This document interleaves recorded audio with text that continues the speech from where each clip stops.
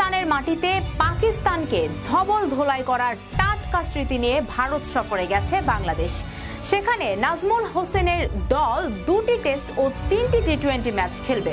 ভারতের সর্বশেষ টেস্ট সিরিজের 2টি ম্যাচে ইনিংস ব্যবধানে হেরে এলেও এবার বাংলাদেশ দলকে নিয়ে সেখানে হচ্ছে ব্যাপক আলোচনা। ভারতের ক্রিকেট মহল থেকে সমীহ পাচ্ছে বাংলাদেশ দল।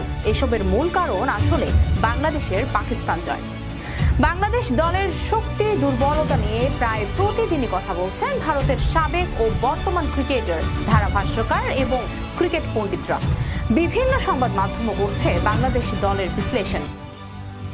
এদিকে কোচ গৌতম গম্ভীরের লাল বলের মিশন শুরু হচ্ছে কাল বৃহস্পতিবার।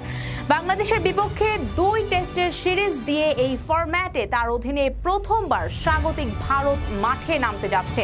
পাকিস্তানকে হোয়াইট ওয়াশ করে আসা বাংলাদেশ তাদের সমীহ ঠিকই পাচ্ছে, কিন্তু গম্ভীর সতর্ক করে দিয়েছেন এই বলে যে তার দল কোনো সুযোগ দেবে না, খেলবে চ্যাম্পিয়নদের মতো। অন্যদিকে কোচ চন্ডিকা হাথুরুসিংহের চাপকে ইতিবাচক হিসেবে দেখছেন। সংবাদ সম্মেলনে লঙ্কান কোচ বলেছেন, চাপকে আমি সুবিধা হিসেবে দেখছি।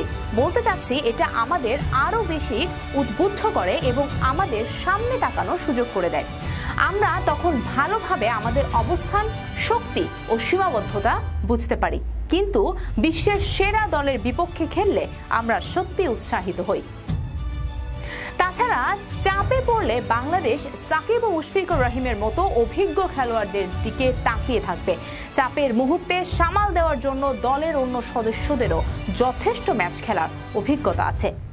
আমরা যখন দল হিসেবে খেলবো তখন শুধু পার্থক্য করতে পারবো, পুরো দলকে এক হয়ে খেলতে হবে।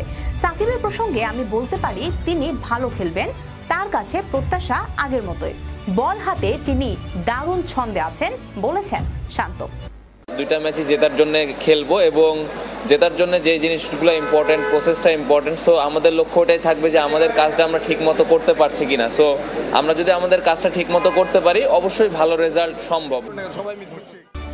চেন্নাইয়ের কন্ডিশনের সঙ্গে বাংলাদেশের খেলোয়াড়রা অপরিচিত নন। 2023 ওয়ানডে বিশ্বকাপে দলটির মূল সদস্যরা এখানে নিউজিল্যান্ডের বিপক্ষে খেলেছে। নিশাত লাবণ্য, চ্যানেল আর নিউজ ডেস্ক।